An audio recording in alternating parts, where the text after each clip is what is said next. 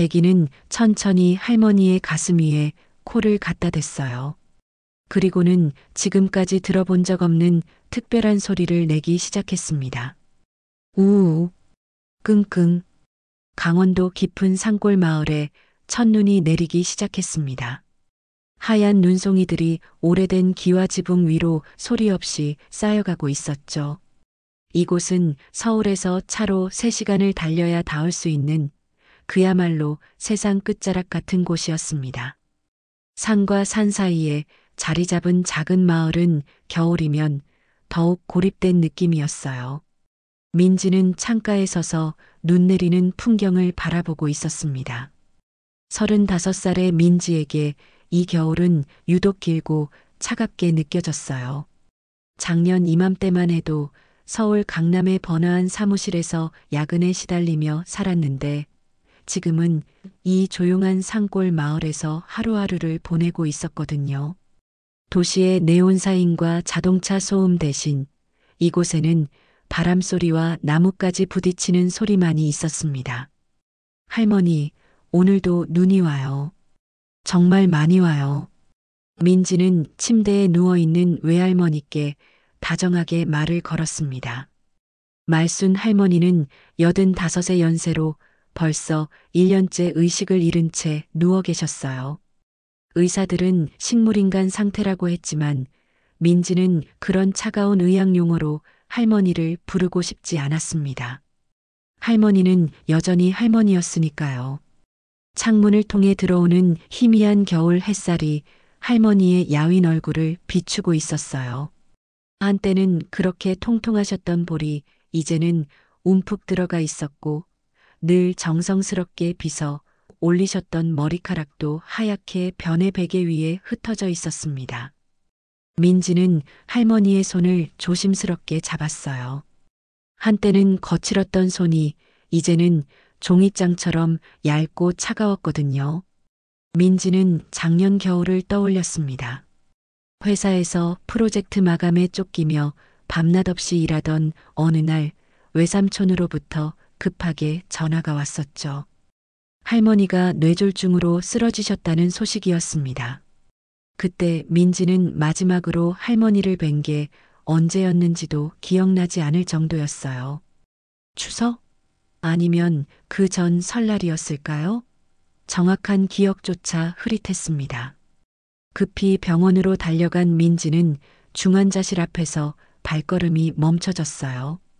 유리창 너머로 보이는 할머니의 모습이 너무나 충격적이었거든요. 늘 건강하시고 당당하셨던 할머니가 각종 의료기기에 둘러싸인 채 작아 보이셨습니다.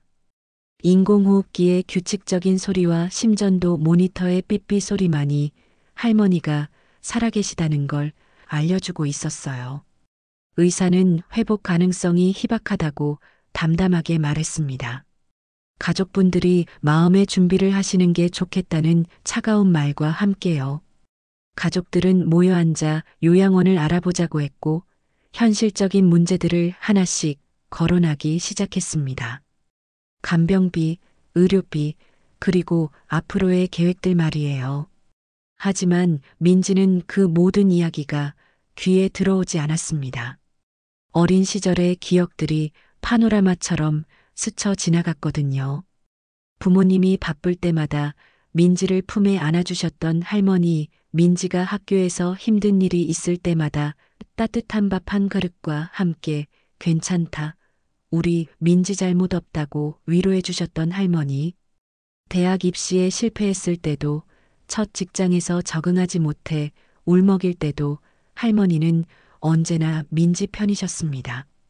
그래서 민지는 그 자리에서 충동적으로 결정을 내렸어요.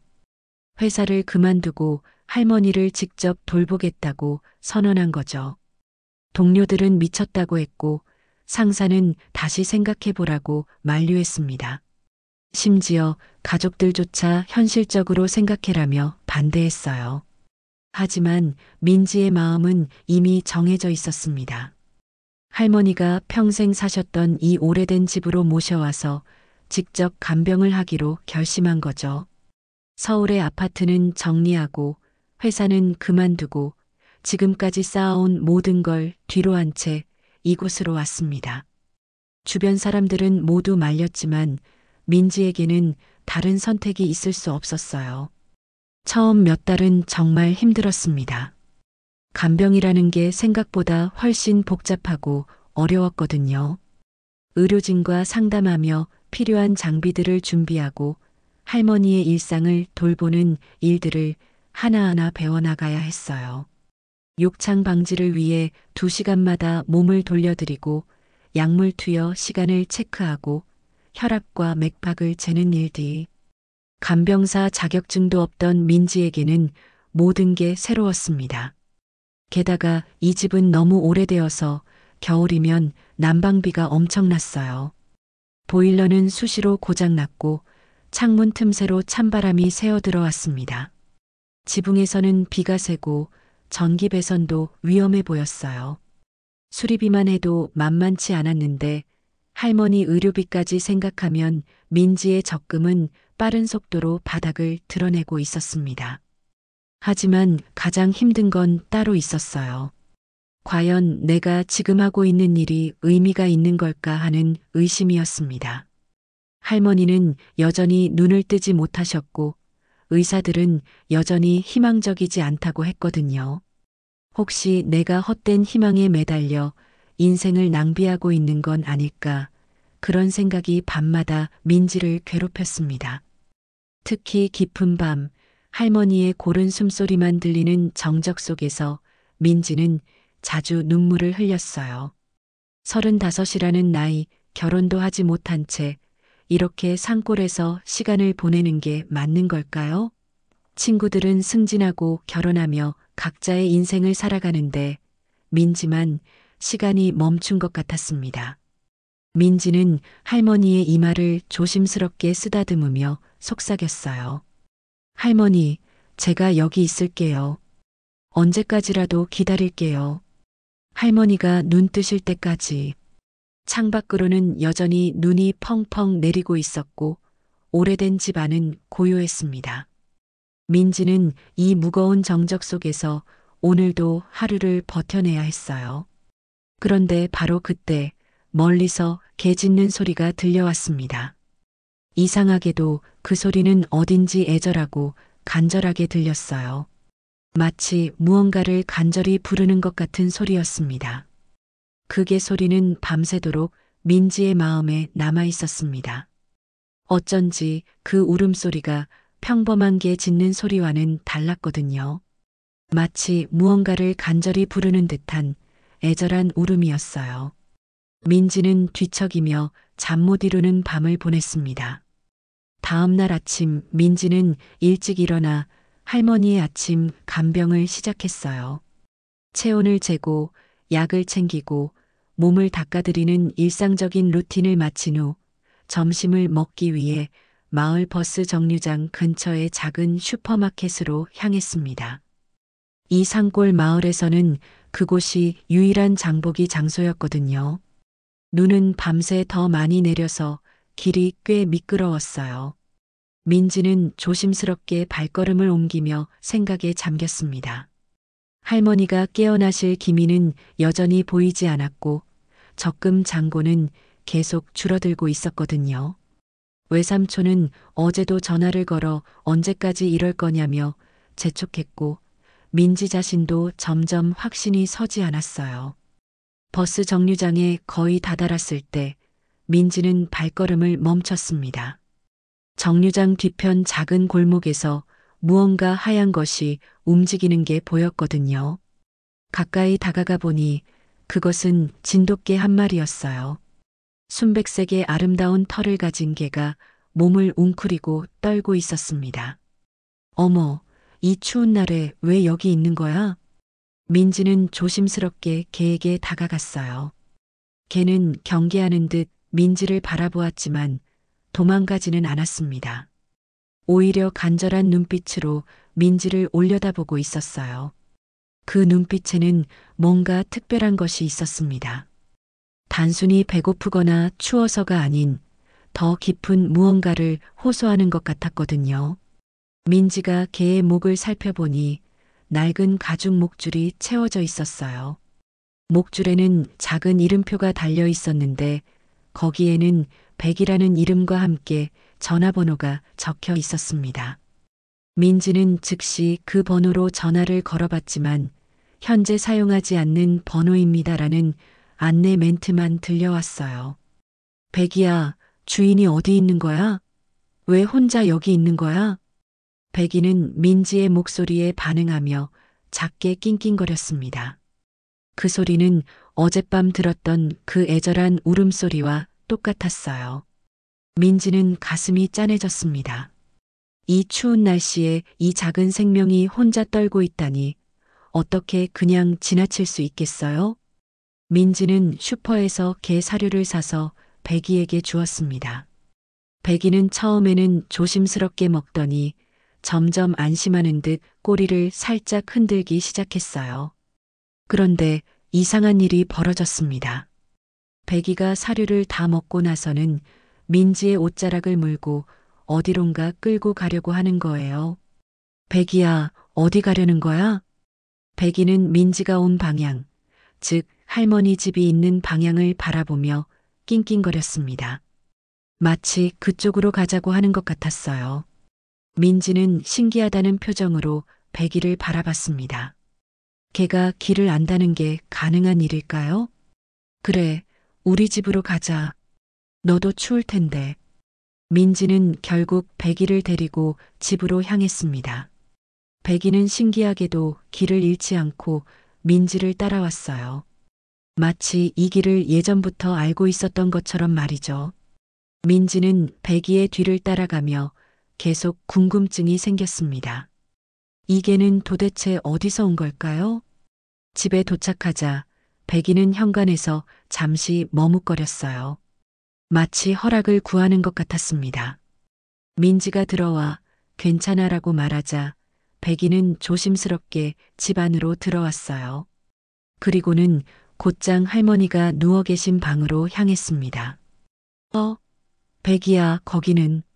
민지가 말을 끝내기도 전에 백이는 할머니 침대 옆으로 다가갔습니다. 그리고는 조용히 바닥에 누워서 할머니를 바라보기 시작했어요. 백이의 눈빛은 매우 진지했습니다. 마치 할머니를 지키고 있는 것 같았거든요. 신기하네, 백이야. 할머니를 어떻게 알아? 백이는 민지의 말에 작게 끙끙거리며 대답하는 듯 했어요.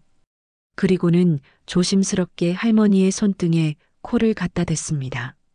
그 순간 민지는 소름이 돋는 것을 느꼈어요. 할머니의 손가락이 아주 미세하게 움직인 것 같았거든요. 할머니?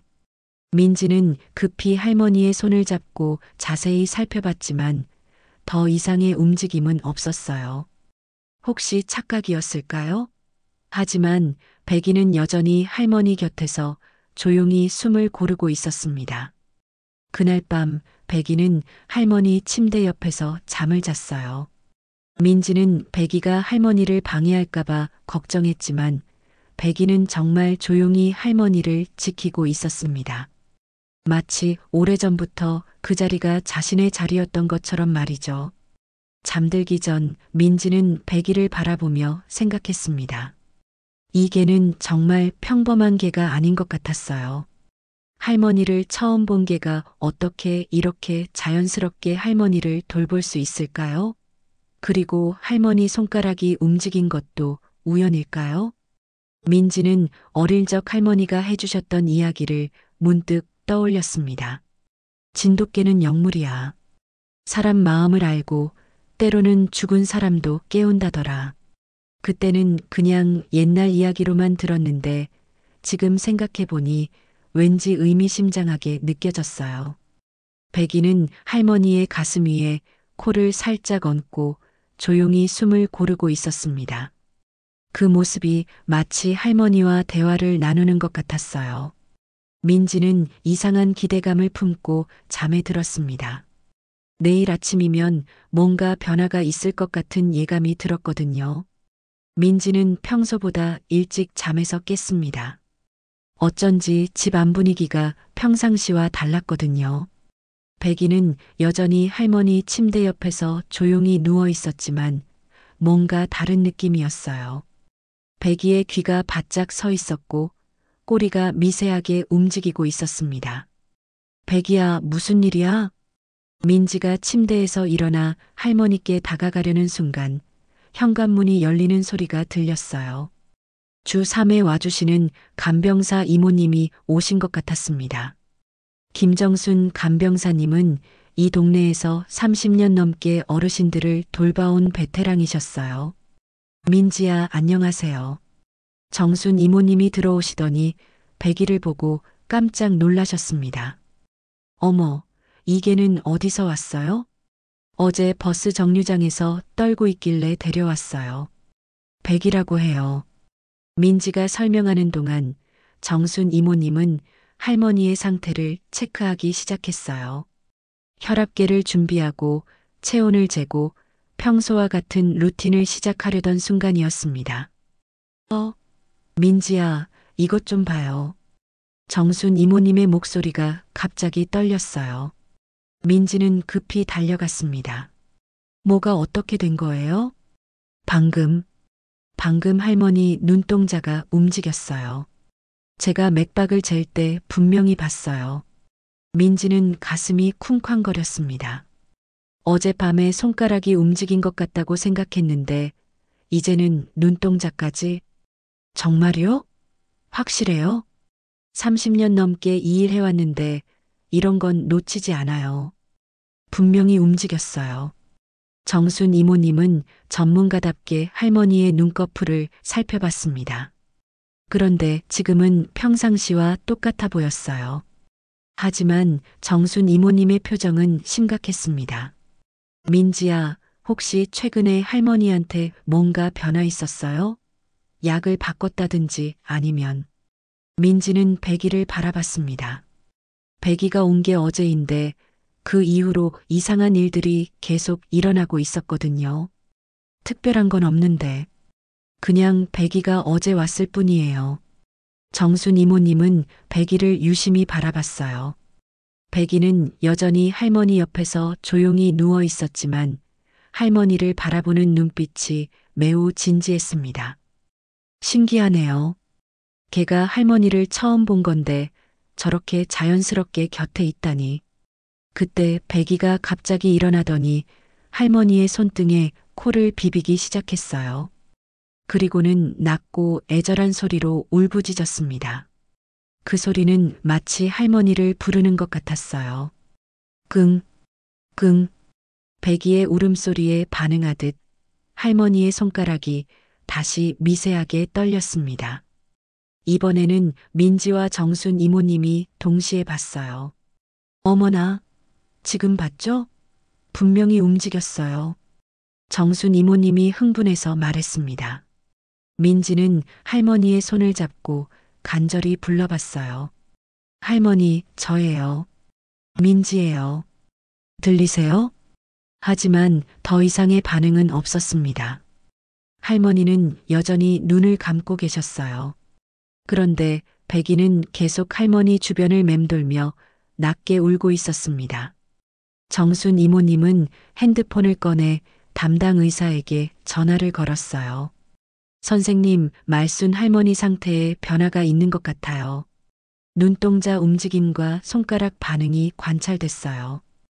의사와의 통화가 끝난 후 정순 이모님은 민지에게 말했어요. 내일 병원에서 정밀 검사를 받아보자고 하네요. 혹시 모르니까요. 민지는 기대 반, 걱정 반의 마음으로 하루를 보냈습니다. 백이는 하루 종일 할머니 곁을 떠나지 않았어요. 밥을 먹을 때도 물을 마실 때도 할머니가 보이는 곳에서만 움직였습니다. 저녁이 되자 민지는 마을 어르신들에게 백이에 대해 물어보기로 했어요. 혹시 이 동네 개인지 아니면 주인이 누구인지 알 수 있을지도 모르거든요. 마을 이장님 댁을 찾아갔을 때 이장님은 백이를 보더니 깜짝 놀라셨어요. 어머, 이 개는 혹시 아세요? 어제 버스 정류장에서 발견했는데요. 이장님은 한참 백이를 바라보시더니 고개를 저으셨어요. 비슷한 개를 본 적은 있는데. 하지만 그 개는 3년 전에 죽었어요. 네. 3년 전 산사태 났을 때 주인을 구하고 죽은 진돗개가 있었거든요. 이 배기하고 정말 똑같이 생겼었는데 민지는 등골이 서늘해졌습니다. 3년 전에 죽은 개하고 똑같이 생겼다니 그런 우연이 있을까요? 그게 이름도 백이었어요? 그래요. 정말 신기하네요.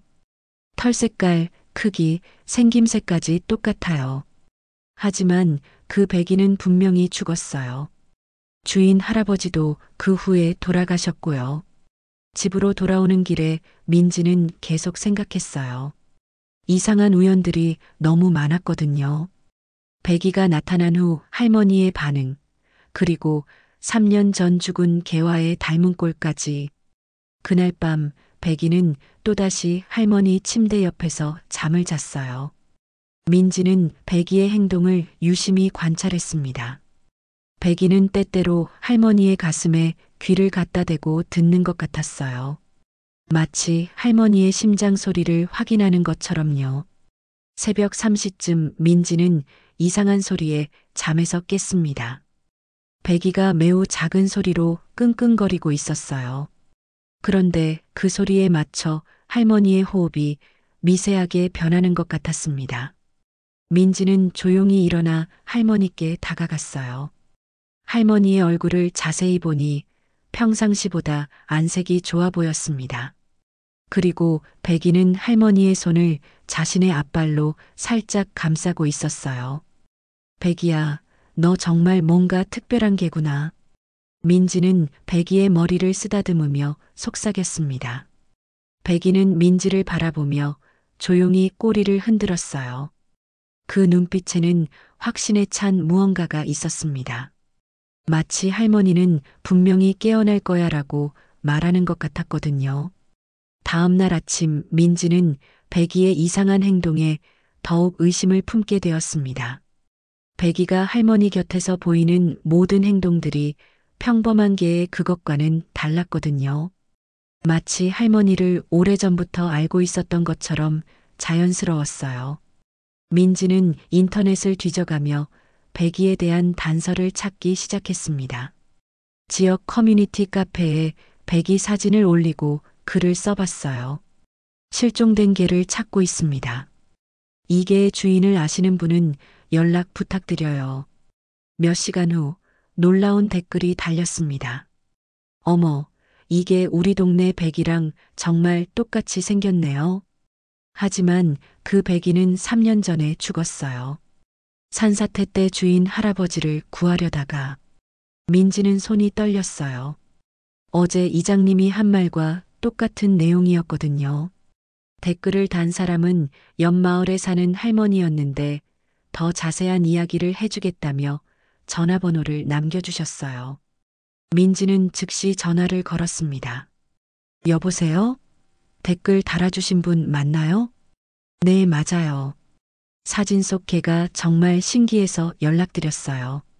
우리 동네 백이하고 털 한 올까지 똑같아요. 전화 너머 할머니의 목소리는 확신에 차 있었어요. 그 백이에 대해서 좀 더 자세히 알려주실 수 있나요? 그래요. 그 백이는 정말 영특한 개였어요. 주인 되는 박서방이 홀로 사시는데 백이가 항상 곁을 지켜드렸거든요.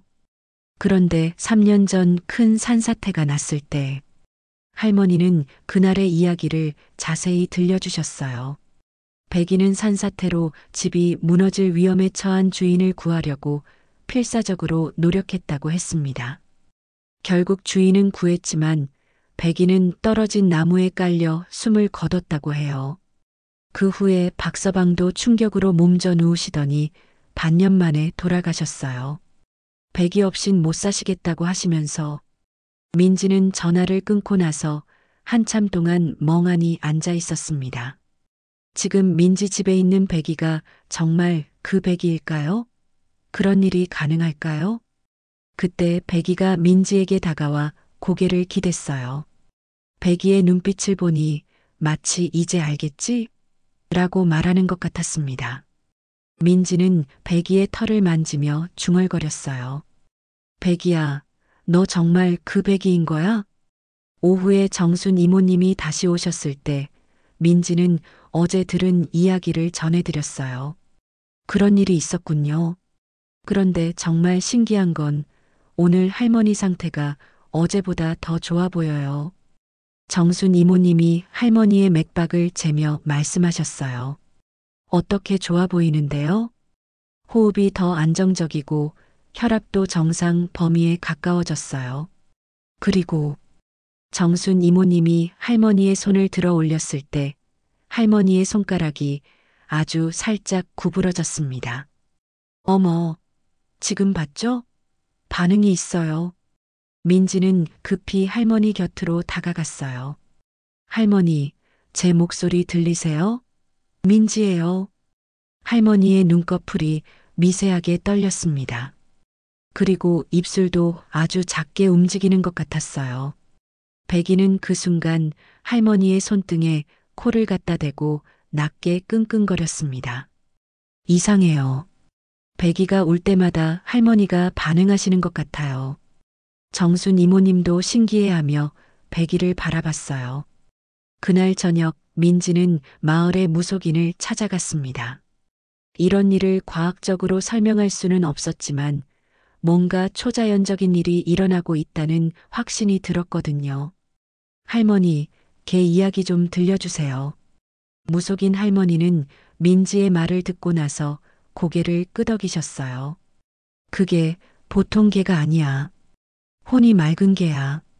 그런 개들은 때로 죽은 후에도 해야 할 일이 있으면 돌아온다고 했어. 정말 그런 일이 가능해요? 진돗개는 원래 영물이야.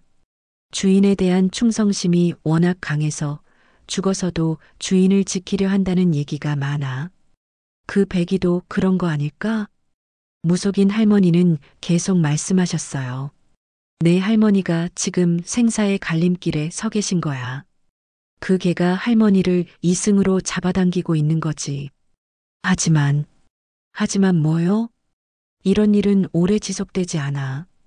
곧 결정적인 순간이 올 거야. 그때 할머니가 깨어나시든지 아니면 할머니는 말을 끝내지 않으셨지만 민지는 무슨 뜻인지 알 수 있었어요. 집으로 돌아온 민지는 백이와 할머니를 번갈아 바라봤습니다. 백이는 여전히 할머니 곁에서 조용히 지키고 있었어요. 그런데 오늘은 뭔가 달랐습니다. 백이의 눈빛에 간절함이 더 짙어 보였거든요. 백이야, 할머니 꼭 깨어나셔야 돼. 우리 할머니 혼자 두고 갈 수 없어. 민지가 백이에게 간절히 말하자 백이는 민지를 바라보며 작게 끙끙거렸어요. 마치 걱정하지 마. 내가 있잖아라고 말하는 것 같았습니다. 그날 밤 민지는 할머니와 백이 곁에서 잠을 잤어요. 새벽쯤 이상한 꿈을 꿨습니다. 젊은 시절의 할머니가 어린 민지를 품에 안고 걱정하지 마라, 할미가 지켜줄 테니까라고 말씀하시는 꿈이었어요. 꿈에서 깨어났을 때 백이가 할머니의 가슴 위에 앞발을 올리고 무언가를 중얼거리는 것 같았습니다. 그 모습이 마치 할머니와 대화를 나누는 것처럼 보였어요. 민지는 이상한 예감이 들었습니다. 뭔가 큰 변화가 곧 일어날 것 같은 느낌이었어요. 백이의 표정도 평상시보다 더 진지해 보였고 할머니의 호흡도 미묘하게 달라진 것 같았거든요. 내일은 뭔가 다를 거야. 민지는 이렇게 중얼거리며 다시 잠에 들었습니다. 그리고 그 예감은 정확했어요. 민지의 예감은 맞았습니다. 다음 날 아침 외삼촌이 갑자기 차를 몰고 나타났거든요. 외삼촌의 표정은 평소보다 더 굳어 있었고 뒤에는 요양원 직원으로 보이는 사람들이 함께 와 있었어요. 민지야, 이제 그만해야지. 외삼촌은 현관에 들어서자마자 단호하게 말했습니다. 무슨 말씀이세요? 할머니 요양원으로 모셔야 해. 너도 이제 현실을 봐야지. 언제까지 이럴 거냐? 민지는 가슴이 철렁 내려앉았어요. 요양원 이야기는 예전부터 나왔지만 이렇게 갑자기 실행에 옮길 줄은 몰랐거든요. 삼촌, 요즘 할머니 상태가 좋아지고 있어요. 간병사님도 그러시고 저도 확실히 느껴요. 무슨 소리야?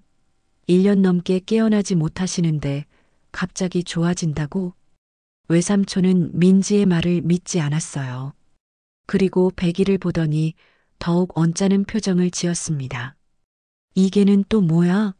할머니 간병도 제대로 못하면서 개까지 키우고 있어? 이게가 있은 후로 할머니가 반응을 보이기 시작했어요.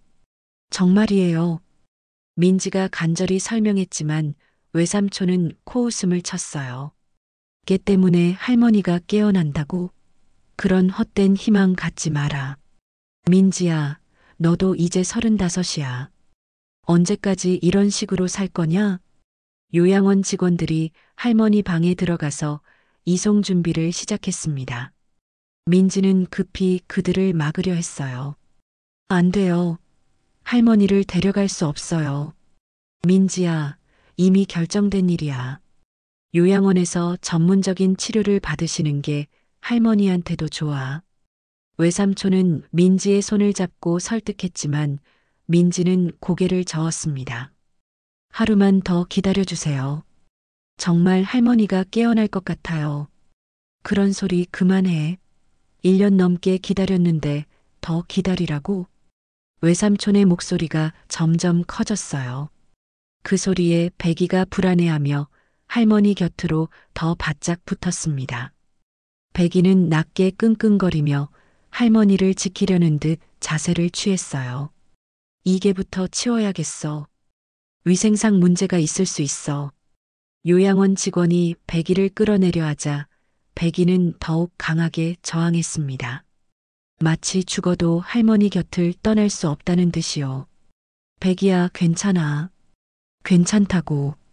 민지가 백이를 달래려 했지만 백이는 할머니에게서 한 발짝도 물러서지 않았어요. 그 모습을 본 민지는 눈물이 쏟아졌습니다. 삼촌, 제발 하루만 더 기다려주세요. 정말 마지막이에요. 안 돼. 더 이상 시간 낭비할 수 없어. 할머니 지금 당장 모셔가야 해.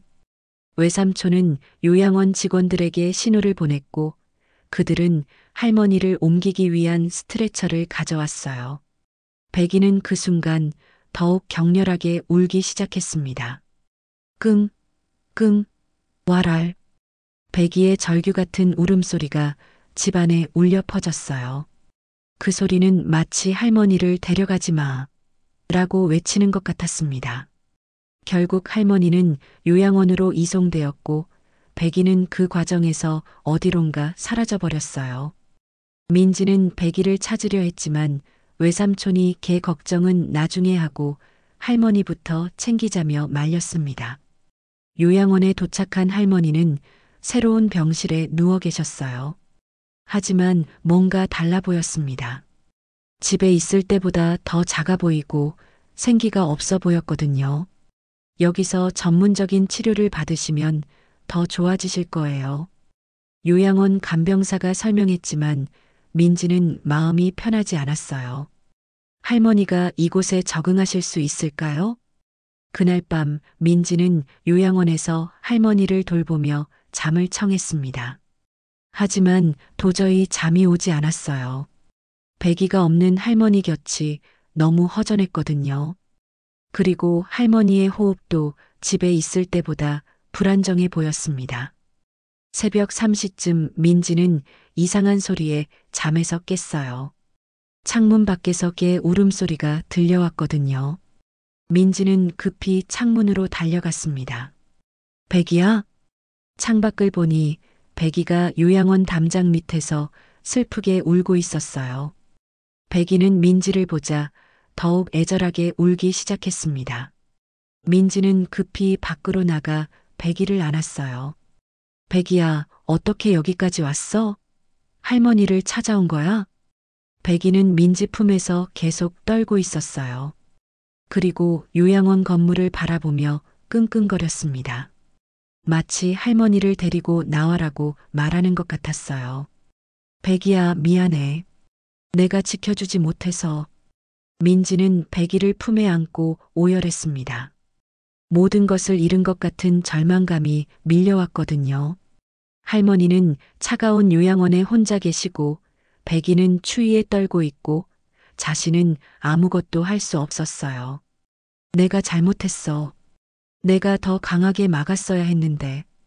그때 백이가 갑자기 민지의 품에서 빠져나와 어디론가 뛰어가기 시작했어요.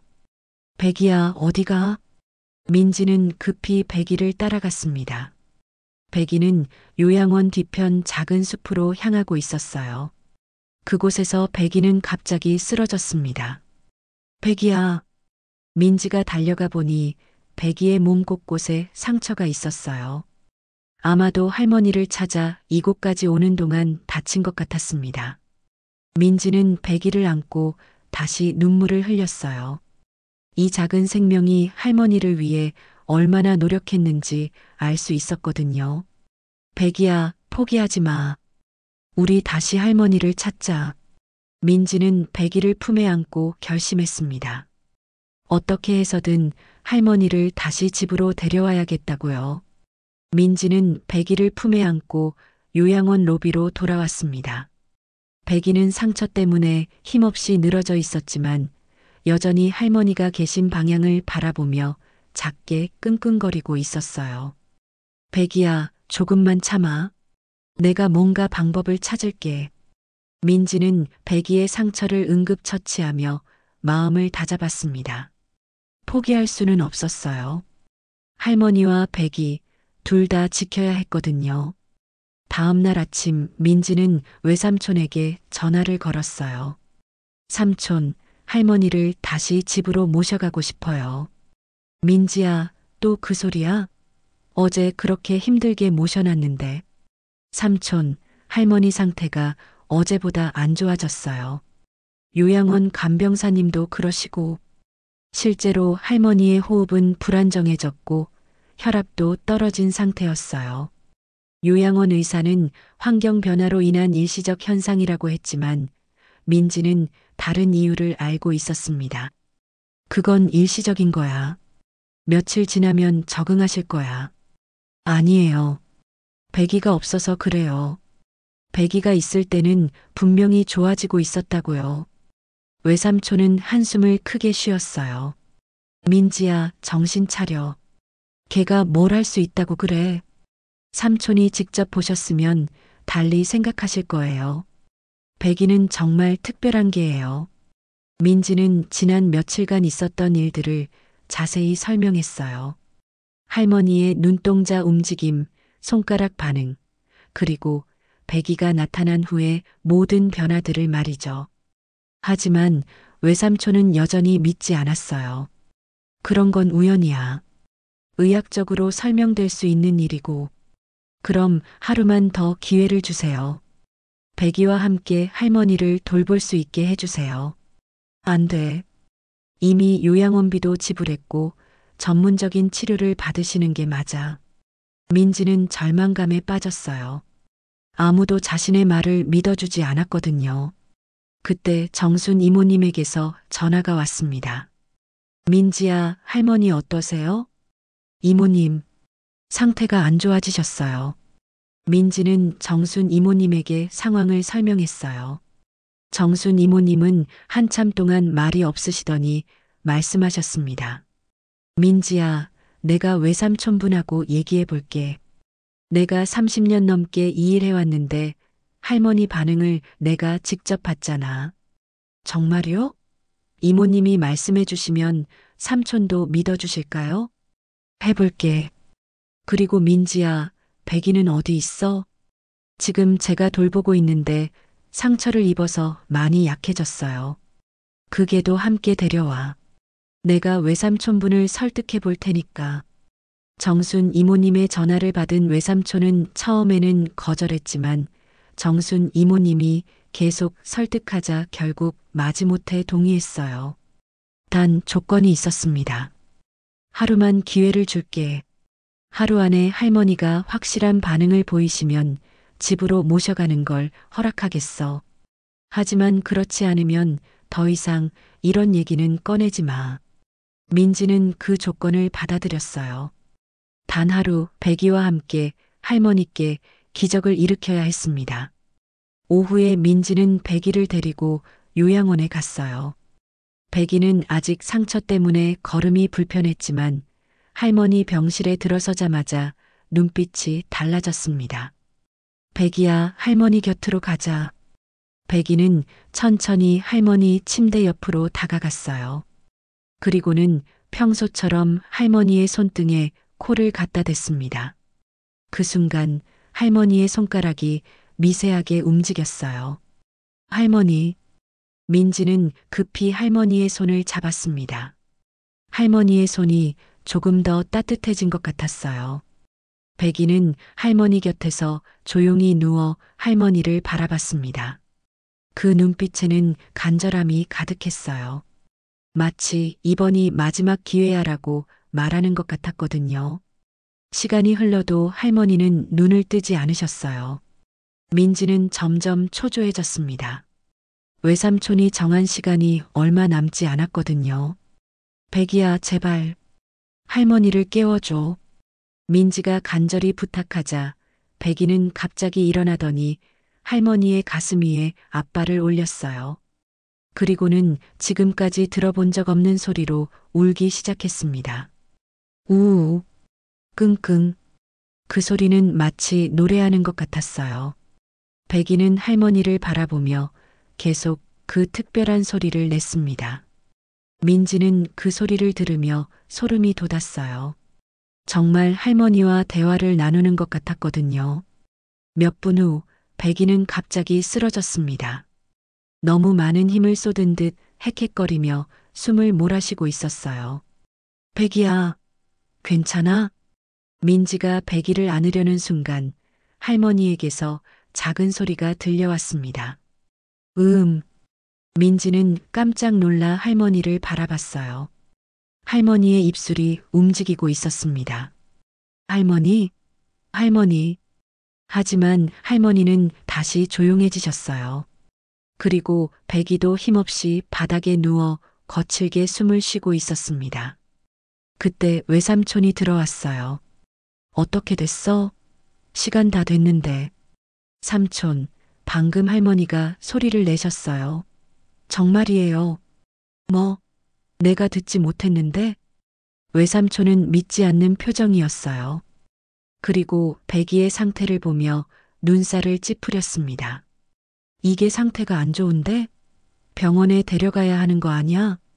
백이는 괜찮아요. 조금 쉬면 돼요. 하지만 백이는 점점 숨쉬기 힘들어하는 것 같았어요. 민지는 불안해졌습니다. 민지야, 이제 정말 그만해야지. 할머니도 이게도 모두 적절한 곳에서 치료받는 게 맞아. 민지는 절망감에 빠져 백이를 데리고 요양원을 떠날 수밖에 없었습니다. 외삼촌은 더 이상 이런 헛된 희망은 그만두라며 단호하게 말했고 요양원 직원들도 환자 안정을 위해 걔는 더 이상 출입시킬 수 없다고 했거든요. 민지는 백이를 안고 집으로 돌아왔어요. 백이는 점점 기력을 잃어가고 있었습니다. 할머니를 깨우기 위해 너무 많은 힘을 쏟았나 봤어요. 백이의 호흡은 가빠졌고 몸도 계속 떨고 있었습니다. 백이야, 괜찮아. 내가 있잖아. 하지만 백이는 계속 요양원 방향을 바라보며 애절하게 울고 있었어요. 마치 할머니를 그곳에 두고 온 것을 후회하는 것 같았습니다. 그날 밤 민지는 잠들 수 없었어요. 백이는 더욱 약해져서 제대로 움직이지도 못했거든요.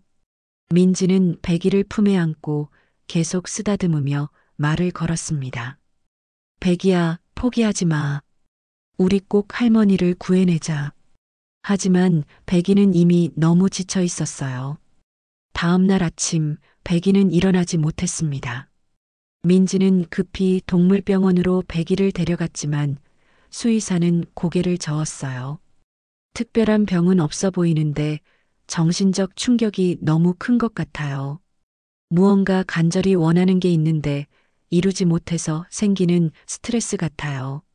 민지는 수의사의 말을 듣고 더욱 마음이 아팠어요. 백이가 원하는 건 할머니를 깨우는 것뿐이었는데 그것을 도와주지 못했거든요. 집으로 돌아온 민지는 백이를 할머니가 누워 계셨던 침대 옆에 눕혀놓았어요. 백이는 그제야 조금 안정된 모습을 보였습니다. 마치 할머니의 냄새를 맡고 있는 것 같았어요. 그때 민지는 할머니 침대 밑에서 뭔가를 발견했습니다. 작은 방울이 하나 굴러다니고 있었거든요. 민지가 그것을 집어들자 백이가 반응을 보였어요. 백이야, 이게 뭐야? 민지는 방울을 자세히 살펴봤어요. 낡고 오래된 방울이었는데 어디선가 본 것 같았습니다. 그때 민지는 깨달았어요. 이것은 3년 전 죽었다는 그 백이가 차고 있던 방울이 아닐까요? 민지는 급히 이장님께 전화를 걸었어요. 이장님, 3년 전 죽은 백이가 차고 있던 방울이 어떻게 생겼는지 기억하세요? 그럼 작고 높빛 나는 방울이었지. 박서방이 직접 만들어서 채워준 거였어. 민지는 손에 있는 방울을 바라봤어요. 정확히 그 설명과 일치했습니다. 혹시 그 방울에 뭔가 특별한 의미가 있었나요? 박서방이 그러더라고. 그 방울은 자신의 어머니 유품이라고. 어머니가 돌아가시기 전에 이 방울이 있으면 언제든 내가 지켜줄 테니 걱정하지 말라고 하셨다는 거야. 민지는 소름이 돋았어요. 그럼 이 방울은 단순한 액세서리가 아니라 세대를 이어 내려온 특별한 물건이었던 거예요. 민지는 조심스럽게 방울을 백이 목에 채워줬어요. 그러자 백이가 갑자기 고개를 들더니 민지를 바라봤습니다. 백이의 눈빛이 다시 살아나는 것 같았어요. 백이야, 이제 알겠어. 너는 정말 그 백이구나. 백이는 꼬리를 살짝 흔들며 민지의 손을 핥았어요. 그리고는 천천히 일어나더니 현관 쪽으로 향했습니다. 백이야, 어디 가려고? 백이는 문 앞에서 민지를 바라보며 낑낑거렸어요. 마치 따라와라고 말하는 것 같았습니다. 민지는 백이를 따라 밖으로 나갔어요. 백이는 마을 뒷산 방향으로 향하고 있었습니다. 민지는 백이가 어디로 가려는지 알 수 없었지만 따라갔어요. 1시간 정도 걸어서 도착한 곳은 작은 무덤이었어요. 묘비에는 박영수라는 이름이 새겨져 있었습니다. 3년 전 죽은 백이의 주인 할아버지 무덤이었어요. 백이는 무덤 앞에 앉아서 조용히 울고 있었습니다. 그러더니 갑자기 무덤 옆 땅을 파기 시작했어요. 백이야, 뭐라는 거야? 민지가 자세히 보니 백이가 파는 곳에서 작은 봉투가 나왔어요. 비닐봉투에 쌓인 편지 같은 것이었습니다. 민지는 조심스럽게 봉투를 열어봤어요. 안에는 할머니의 필체로 쓰인 편지가 들어 있었습니다. 우리 민지에게. 민지는 손이 떨렸어요. 할머니가 언제 이런 편지를 써두신 걸까요? 편지를 펼쳐보니 할머니의 따뜻한 말씀들이 적혀 있었어요. 우리 민지야, 이 편지를 읽고 있다면 할미는 아마 많이 아픈 상태일 거야. 하지만 걱정하지 마라. 할미는 언제나 너와 함께 있을 테니까. 세상은 때로 춥고 어려울 수 있지만 너는 따뜻한 마음을 가진 아이야. 그 마음을 잃지 마라. 할미가 깨어나든 그렇지 않든 너는 너의 인생을 살아가야 해. 그리고 기억해라. 진정한 사랑은 보이지 않는 곳에서도 우리를 지켜준다는 걸. 할미의 사랑도 백이의 충성심도 모두 그런 거란다. 언제까지나 너를 사랑하는 외할머니가. 민지는 편지를 읽으며 눈물을 흘렸어요. 할머니는 이미 모든 걸 알고 계셨던 거예요. 백이의 정체도 앞으로 일어날 일들도 말이죠. 백이는 민지가 편지를 다 읽을 때까지 조용히 기다리고 있었어요. 그리고는 다시 민지를 바라보며 꼬리를 흔들었습니다. 마치 이제 알겠지? 라고 말하는 것 같았어요. 민지는 백이를 안고 다시 집으로 향했습니다. 이제 무엇을 해야 할지 알 것 같았거든요. 할머니를 구하는 것도 중요하지만 할머니가 진정 원하시는 것이 무엇인지 이해하게 된 거예요. 그날 밤 민지는 결심했습니다. 마지막으로 한 번 더 할머니를 찾아가기로요. 이번에는 다른 방법으로 말이에요. 다음 날 이른 아침 민지는 백이와 함께 요양원으로 향했습니다. 이번에는 몰래 들어갈 생각이었어요. 경비실을 피해 뒷문으로 들어가서 할머니를 만나야 했거든요. 백이는 할머니의 편지를 읽은 후 완전히 달라져 있었어요. 목에 찬 방울이 따르르 소리를 내며 백이의 걸음에는 확신이 있었습니다. 마치 마지막 사명을 완수하러 가는 것 같았어요. 요양원 뒷문은 다행히 열려 있었어요. 민지와 백이는 조용히 할머니 병실로 향했습니다. 복도는 고요했고 간병사들은 아직 아침 업무를 시작하기 전이었거든요. 할머니 병실에 들어서자 민지는 깜짝 놀랐어요. 할머니의 얼굴이 어제보다 더 야위어 보였거든요. 의료진들이 적응 기간이라고 했지만 할머니는 분명히 약해지고 계셨어요. 할머니, 저 왔어요. 민지가 조용히 말하자 백이는 곧바로 할머니 침대 옆으로 다가갔어요. 그리고는 평소와 다르게 할머니의 손을 앞발로 감쌌습니다. 마치 작별 인사를 하는 것 같았어요. 백이야, 이번에는 꼭 성공해야 해. 백이는 민지를 바라보며 작게 끙끙거렸어요. 그 눈빛에는 확신이 있었습니다. 백이는 천천히 할머니의 가슴 위에 코를 갖다 댔어요. 그리고는 지금까지 들어본 적 없는 특별한 소리를 내기 시작했습니다. 우우, 끙끙. 그 소리는 마치 오래된 자장가 같았어요. 백이는 할머니를 바라보며 계속 그 애절한 소리를 냈습니다. 목에 찬 방울도 함께 울려서 방 안에는 신비로운 선율이 흘렀어요. 몇 분이 지났을까요? 갑자기 할머니의 심전도 모니터 수치가 변하기 시작했습니다. 맥박이 빨라지더니 혈압도 올라가기 시작했어요. 할머니? 민지가 급히 할머니의 손을 잡았을 때 할머니의 눈꺼풀이 떨렸습니다. 그리고는 천천히, 정말 천천히 눈을 뜨기 시작했어요. 할머니. 민지는 믿을 수 없다는 표정으로 할머니를 바라봤어요. 할머니의 눈이 완전히 떠졌습니다. 1년 만에 처음으로 할머니가 세상을 보고 계신 거예요. 할머니는 처음에는 초점이 맞지 않는 것 같았어요. 하지만 점점 민지의 얼굴을 알아보시는 것 같았습니다. 지아? 할머니의 목소리는 작고 쉬었지만 분명히 민지를 부르고 계셨어요. 네, 할머니. 저예요, 민지예요. 민지는 눈물을 흘리며 할머니의 손을 꼭 잡았어요.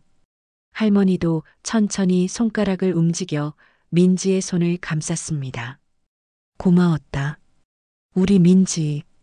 할머니가 힘들게 말씀하시자 백이가 할머니의 손등에 코를 비볐어요. 할머니는 백이를 보시더니 미소를 지으셨습니다. 백이도 고맙다. 할머니가 백이의 이름을 부르시자 민지는 깜짝 놀랐어요.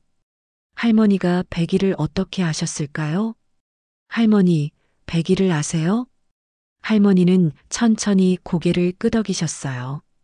우리 백이 돌아왔구나. 그때 민지는 깨달았어요. 할머니는 이미 모든 걸 알고 계셨던 거예요. 백이가 누구인지, 왜 나타났는지, 그리고 무엇을 해야 하는지 말이죠. 의료진들이 달려왔어요. 할머니가 깨어나셨다는 소식에 의사들도 믿을 수 없다는 표정이었어요. 이건 정말 설명하기 어려운 회복입니다. 의학적으로는 의사가 말을 하다가 멈췄어요. 의학으로는 설명할 수 없는 일이었거든요. 외삼촌도 급히 달려왔어요. 할머니가 깨어나셨다는 소식을 듣고 황급히 온 거죠. 어머니, 정말 깨어나셨어요? 할머니는 외삼촌을 보시더니 천천히 말씀하셨어요. 걱정 끼쳐서 미안하다. 외삼촌은 눈물을 흘리며 할머니의 손을 잡았어요. 그리고는 민지를 바라봤습니다. 민지야, 미안했다. 내가 너를 믿지 못해서. 괜찮아요, 삼촌. 할머니가 깨어나신 게 중요해요. 몇 시간 후 할머니는 집으로 돌아오실 수 있었어요. 의사들은 여전히 이해할 수 없다는 표정이었지만 할머니의 상태는 안정적이었거든요. 집에 도착한 할머니는 휠체어에 앉아 마당을 바라보셨어요. 백이는 할머니 옆에서 조용히 앉아 있었습니다. 민지야, 이제 도시로는 안 갈 거지?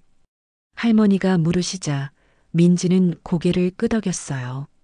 네, 할머니. 여기가 제 자리 같아요. 그래, 우리 민지가 많이 컸구나. 할머니는 백이를 쓰다듬으며 말씀하셨어요. 백이야, 이제 내 할 일 다 했구나. 고생했다. 백이는 할머니의 손길을 받으며 행복해 보였어요. 마치 오랫동안 기다려온 순간이었던 것처럼요. 그날 이후 마을에는 진돗개 백이의 이야기가 전해졌어요.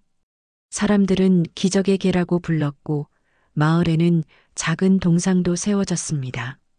민지는 마을에서 사람과 개가 함께 사는 이야기를 담은 작은 유튜브 채널을 시작했어요. 그 첫 번째 이야기는 당연히 백이와 할머니의 이야기였습니다. 몇 달 후 할머니는 마당에서 햇살을 쬐며 민지와 이야기를 나누고 계셨어요. 백이는 여전히 할머니 곁을 지키고 있었고 목에는 그 특별한 방울이 반짝이고 있었습니다. 민지야, 세상에는 보이지 않는 사랑들이 참 많단다. 할머니의 말씀을 들으며 민지는 깨달았어요. 진돗개 한 마리를 데려왔을 뿐인데 자신의 인생도 할머니의 삶도 다시 시작될 수 있었다는 것을요. 기적은 그렇게 아주 작게 조용히 다가왔습니다. 그리고 그 기적은 지금도 계속되고 있어요.